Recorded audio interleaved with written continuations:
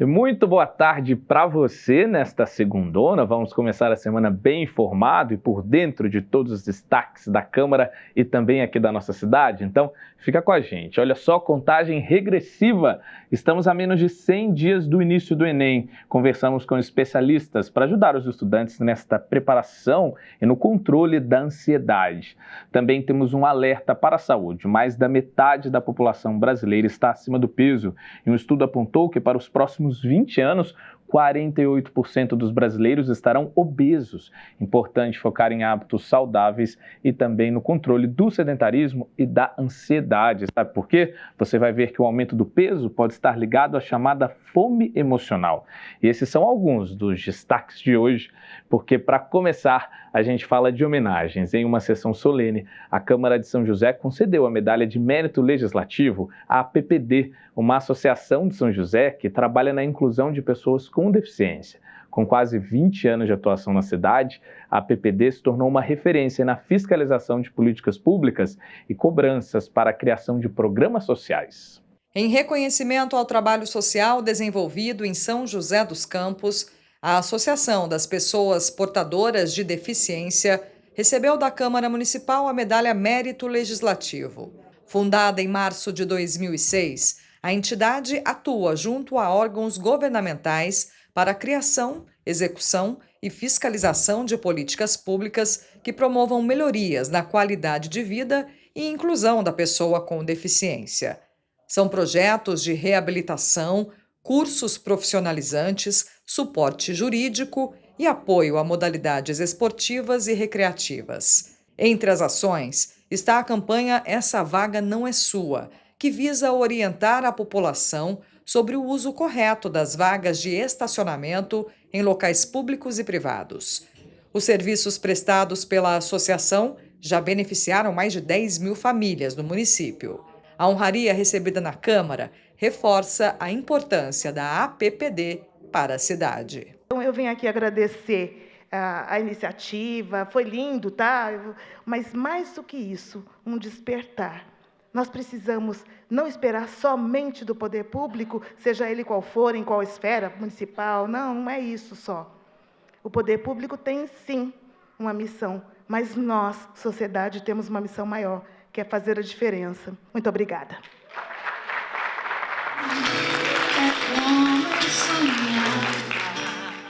E está faltando pouco, para o Enem deste ano, menos de 100 dias. Essa é uma marca simbólica para todos que vão prestar o exame e mexe muito com a ansiedade também. E nessa reta final, como montar a rotina de estudos e como controlar o emocional para ajudar os futuros universitários do país, a gente foi buscar dicas de especialistas que conhecem bem esse universo da preparação do Enem. A menos de 100 dias para o Enem, os estudantes estão assim, concentrados na aula. O Exame Nacional do Ensino Médio é uma prova anual, que é aguardada por quase todos que sonham com uma vaguinha na faculdade. O custo com deslocamento, o custo com inscrição pesa na hora dos alunos selecionarem, montarem o seu cronograma de vestibular. O Enem, ele cerca a possibilidade do aluno ter a possibilidade de estudar em excelentes universidades através de uma única prova. Então a abrangência é interessante e gerar essa possibilidade, o que antes não existia, é muito justo, né? Traz um equilíbrio aí. E o Enem 2024 bateu o recorde. Foram mais de 5 milhões de inscrições registradas pelo Ministério da Educação e pelo INEP até o dia 14 de junho.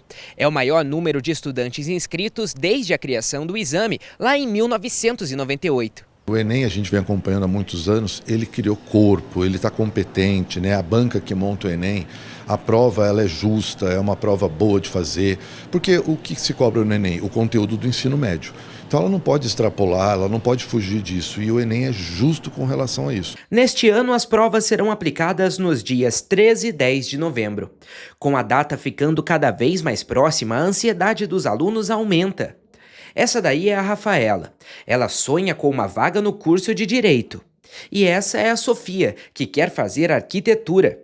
As duas estão levando a sério a preparação. Eu acho que é realmente poder ter um cronograma de estudo, sentar, nem que você tire um dia para isso, mas poder fazer um plano de estudos, né? Toda uma preparação, quanto tempo você vai dormir, tirar o seu tempo para o lazer, assim, e contar com, né, algumas divergências que podem acontecer no caminho para também a ansiedade não tomar conta de você. Meu principal foco é a USP, mas eu também estou muito focada no Enem, porque o Enem também tem a possibilidade de entrar na USP, e o Enem também, apesar disso, oferece muitas vagas para outras federais que são muito boas em arquitetura e que eu considero muito.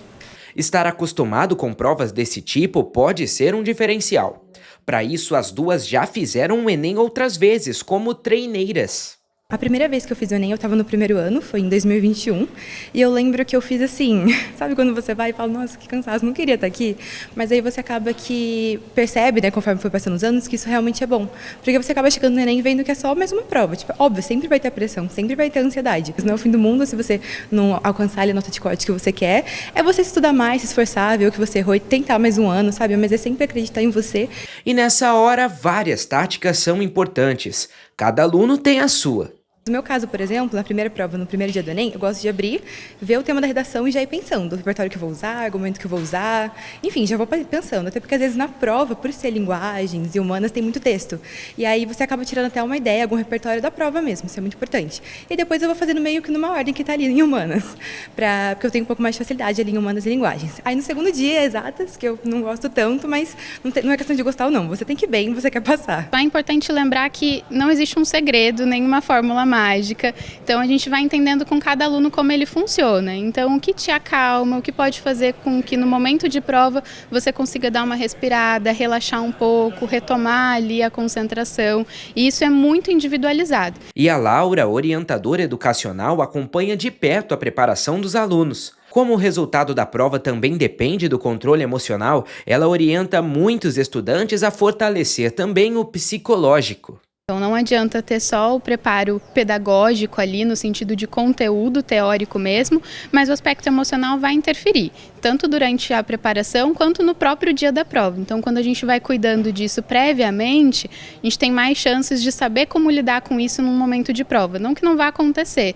mas se acontecer a gente tem mais estratégias para poder lidar com isso. Quem segue o direcionamento tem chance de conseguir controlar melhor a ansiedade e chegar bem para a prova. A gente acha que cada vez a gente tem que estudar cada vez mais e que agora tem que revisar tudo, mas a gente não pode se desgastar tanto. Então eu estou me programando para ter um bom tempo de descanso, ter uma boa noite de sono. Estou tentando descansar, estou tentando passar um tempo com os meus pais, sair com os amigos. Exercício físico também é algo muito importante. E já adianto uma boa sorte para todos que vão fazer as provas do Enem. E pessoal, mantenham o foco nos estudos, porque ainda dá tempo. E a gente continua no tema dos serviços, mas agora com foco no emprego. Vamos ver quais são as vagas de trabalho abertas aqui em São José. Dá só uma olhada. O PAT, Posto de Atendimento ao Trabalhador de São José dos Campos, tem oportunidades de emprego para acabador de mármore e granito, açougueiro, ajudante de cozinha, analista de marketing, analista de recursos humanos, atendente de lanchonete, atendente de padaria, atendente do setor de frios e laticínios, atendente do setor de hortifruti e granjeiros, auxiliar administrativo, auxiliar de barman, auxiliar de cozinha, auxiliar de escrituração fiscal, auxiliar de limpeza, auxiliar de linha de produção, auxiliar de logística, auxiliar de prótese dentária, auxiliar de sushi man, auxiliar mecânico de refrigeração, auxiliar operacional de logística, balconista de açougue, chapista de lanchonete, confeiteira, consultor de vendas, corretor de imóveis, costureiro em geral, eletricista de instalações industriais, empregado doméstico diarista, enfermeiro, estoquista, garçom, inspetor de linha de produção, instalador de som e acessórios de veículos, jovem aprendiz, mecânico de diesel e eletricidade, mecânico de manutenção de máquina industrial, mecânico de motocicletas, mecânico de refrigeração, motorista carreteiro, oficial de manutenção predial, operador de atendimento receptivo, operador de caixa, operador de retroescavadeira, operador de teleatendimento ativo, operador de telemarketing, operador de torno com comando numérico, pedreiro, recepcionista atendente, recepcionista de hotel, recreador, repositor em supermercados, representante comercial autônomo, sushi man, torneiro CNC, torneiro mecânico, vendedor interno, vendedor porta a porta e vendedor pracista. E ainda há vagas para pessoa com deficiência nos cargos de auxiliar de escritório, operador de telemarketing e auxiliar de limpeza. Para se candidatar é fácil, é só comparecer ao PAT levando RG, CPF, carteira de trabalho e o cartão cidadão. O PAT fica na Praça Afonso Pena, número 175, no centro.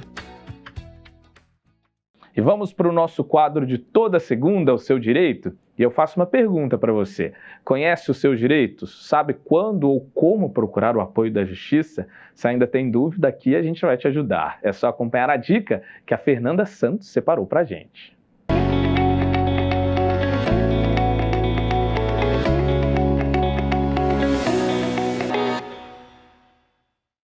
Oi, tudo bem com você? Estamos chegando com mais um episódio do quadro Seu Direito.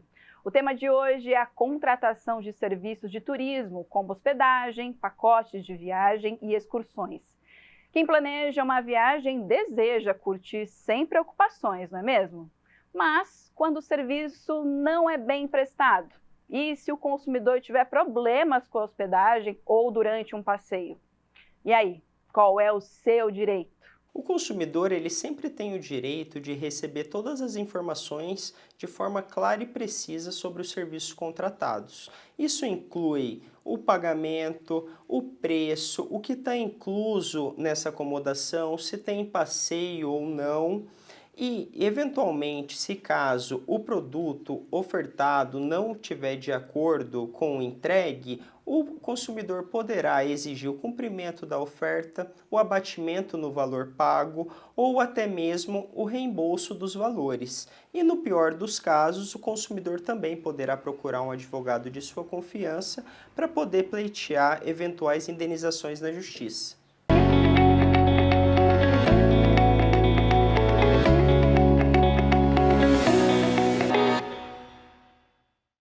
E agora a gente vai para o tema da saúde. Um estudo recente apontou que mais da metade dos brasileiros está acima do peso e 34% sofrem com obesidade. Só que esse número pode aumentar ainda mais nos próximos 20 anos. Esse foi o alerta apresentado em um congresso internacional sobre o tema. Segundo as projeções da comunidade médica, o número de obesos no país pode chegar à metade da população até 2044. Sedentarismo e má alimentação estão entre os fatores de risco. Vida cada vez mais apressada e hábitos alimentares em constante mudança. Combinação que sinaliza um futuro preocupante para a saúde. Pesquisa da Fiocruz apontou que em 20 anos, 75% dos adultos brasileiros serão obesos ou terão sobrepeso. Atualmente, 34% da população adulta sofre de obesidade e 22% apresenta sobrepeso. A gente tem todas as questões de sedentarismo, que está aumentando, a questão de diminuir a atividade física, mas o crucial é a questão da alimentação. Então, a gente precisa pensar em termos de um ambiente alimentar, ou seja, onde nós consumimos alimentos, onde nós compramos os alimentos, mas também aquilo que é do sistema alimentar como um todo, que vai influenciar nesse ambiente alimentar, que alimentos são produzidos e como. O estudo aponta ainda fatores socioeconômicos como parte do problema. Educação e renda estão relacionados à vulnerabilidade alimentar e nutricional. Por isso, o pesquisador lembra da necessidade de estratégias que facilitem escolhas saudáveis e reduzam o consumo de ultraprocessados. As populações que são mais influenciadas e que têm maior aumento do consumo de ultraprocessados são justamente as populações mais pobres. Então, por isso é mais crucial ainda essas políticas que são como a reforma tributária, mas somadas a outras políticas de produção, toda a questão de produção da agricultura familiar, produção orgânica, produção agroecológica, amarrada a compras públicas, a mercados públicos, restaurantes populares. Então, tudo isso é um conjunto que deve ser focado, particularmente nesses grupos, que justamente eles são aqueles que estão tendo cada vez menos acesso, que são mais influenciados pela questão do preço dos alimentos. As mudanças econômicas e sociais pelas quais o país passa afetam a nossa relação com a comida. Pode parecer que uma coisa é distante da outra, mas não é não. Uma forma de entender isso é através do Guia Alimentar para a População Brasileira. Esse documento do Ministério da Saúde traz uma série de recomendações para uma alimentação saudável dentro da realidade do país. O guia aborda questões como o aumento da expectativa de vida e a redução do número de filhos por família como parte das mudanças de comportamento do brasileiro. Fatores que também impactam a forma como entendemos uma vida saudável. Essa endocrinologista explica que nos últimos anos, a nossa relação com a comida está cada vez mais próxima do prazer imediato. Essa questão da sociedade ter amplo acesso aos celulares que acabam facilitando o nosso sistema de recompensa. Então, libera muita dopamina quando a gente olha nas redes sociais, se entretém. E isso acaba que se relaciona também à comida, porque a gente fica menos paciente. Então, você vai comer mais rápido, você precisa comer coisas mais gostosas para liberar mais dopamina, para gostar mais. Então, fica tudo muito rápido e em busca de dopamina fácil e barata, ao invés de sentar um livro, de desfrutar devagar de uma refeição. Vai comendo tudo rápido para conseguir um prazer rápido também. Mas ao contrário do prazer proporcionado pela comida, a solução passa longe de ser imediata. O processo é longo e exige a compreensão do próprio comportamento. E não é só força de vontade, mas ela precisa buscar uma motivação muito forte e persistente que auxilie nesse objetivo. Então, no dia mal que ela está mais ansiosa, se ela tiver uma boa motivação, ela vai conseguir negar alimentos mais do que outra pessoa que não sabe o porquê que está ali querendo emagrecer. Então, essa motivação interna é muito importante, além de ter a motivação externa do profissional de saúde ajudando também. A Sara encontrou no esporte uma vida mais saudável. As fotos são lembranças de 5 anos atrás, uma realidade que ela mudou com muito esforço. Hoje, a rotina é cansativa. Repetições e repetições de alongamentos e aquecimentos. Depois, muita corrida. São 10 quilômetros por dia, 4 vezes por semana. Tudo para esquecer velhos hábitos. Tudo começou quando eu voltava do trabalho, veio um pessoal correndo na avenida, perto da empresa onde eu trabalho. Aí deu vontade de começar, porque os meus exames de saúde, tudo, eu já estava começando a ficar desregulados, colesterol mais alto, a idade chegando também, então tudo isso acabou me influenciando. Hoje ela exibe orgulhosa as medalhas, símbolos das conquistas esportivas e também pessoais, mas nada de diminuir o ritmo agora. Depois que encontrou motivação, a Sara não quer perder o prazer de uma vida saudável. Eu quero agora fazer o meu recorde pessoal, depois da maratona, fazer meu recorde pessoal na meia maratona de São José dos Campos, pois é até irônico, mas eu corro melhor em São Paulo do que em São José dos Campos. Então eu quero fazer o meu melhor em São José na meia maratona dessa vez. E pessoal, fica o recado sobre as mudanças de hábitos que são fundamentais para uma vida mais saudável. A obesidade está atrelada a diversas doenças e pode ser evitada, então opte sempre para uma dieta equilibrada. Mas às vezes a dificuldade em seguir uma alimentação balanceada pode estar atrelada a problemas emocionais, sinal de um transtorno conhecido como fome emocional. Isso acontece quando temos um aumento muito grande do apetite, atrelado a sentimentos como tristeza, estresse ou até euforia.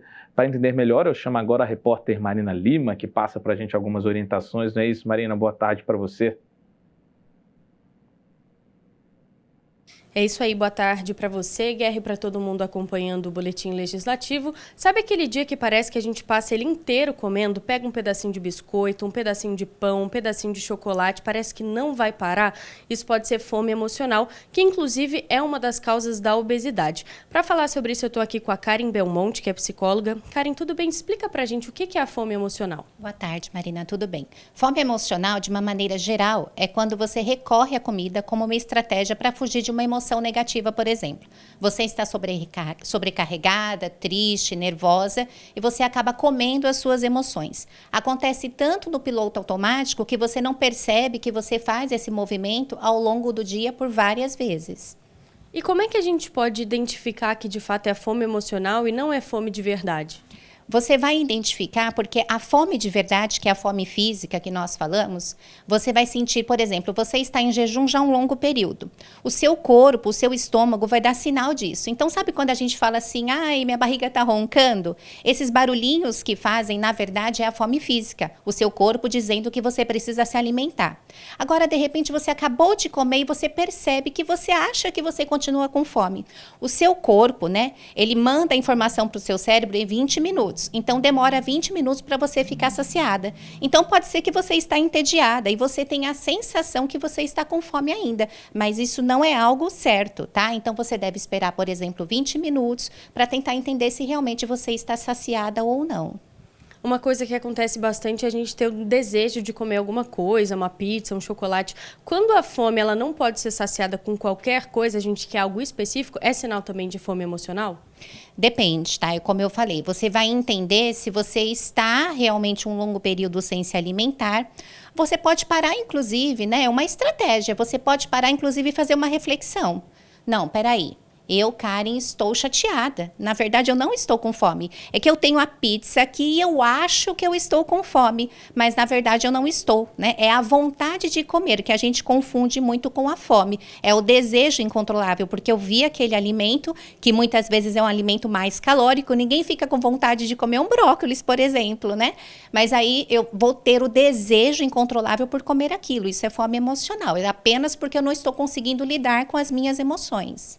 E nesse caso, quando a gente começa a perceber esses sinais, é importante que a gente busque um psicólogo, até para evitar, por exemplo, que se torne uma compulsão? Claro que sim. Uma pessoa, por exemplo, que não tem problema com peso, ela não vai ter problema com a fome emocional, ela não vai ter, tá? Esse tipo de mecanismo de defesa. Então, se eu percebo, né, a partir daqui, eu parei, fiz uma reflexão e falo, nossa, eu como realmente várias vezes ao longo do dia sem estar com fome. Isso é fome emocional. Então, você não tem habilidade para lidar com as suas emoções, você não gosta de se sentir entristecida, chateado, ninguém gosta, mas é inclusive um mecanismo de defesa do nosso corpo para lidar com isso. Todo mundo se sente mal em algum momento. Então, você precisa criar habilidades para você lidar com essas emoções negativas. E fazer isso sozinho é muito mais difícil. Então, procurar um psicólogo, um psiquiatra para te ajudar a regular as suas emoções. Perfeito, Karen. Muito obrigada pelo esclarecimento. Então é isso, é tomar cuidado com esses hábitozinhos que a gente tem, abrir uma barra de chocolate, deixar ela inteira ali do nosso lado e, claro, procurar ajuda com o psicólogo sempre. De volta ao estúdio. Muito obrigado, viu, Marina, pelas dicas. Então, pessoal, é importante ficar de olho, porque até mesmo a nossa fome pode indicar um problema mais sério de cunho emocional. E vamos de previsão de tempo para a tarde de hoje e também amanhã? A semana começa com sol durante o dia e muitas nuvens no céu. Já durante a noite existe possibilidade de garoa. A máxima é de 27 e a mínima será de 14. Já amanhã, terça-feira, o dia promete ser mais frio do que hoje. O clima amanhece chuvoso e com muitas nuvens até a noite. A temperatura máxima esperada é de 16 graus e a mínima é de 13. E é isso, chegou ao fim o boletim de hoje. Eu já agradeço pela sua companhia e deixo o convite para você também acompanhar a gente amanhã, a partir das 2 horas da tarde. Aqui na tela estão as nossas redes sociais. O nosso endereço é o @TV Câmara SJC e vale para o Instagram, para o Facebook e também para o YouTube. A seguir tem Hora do Esporte. Até mais!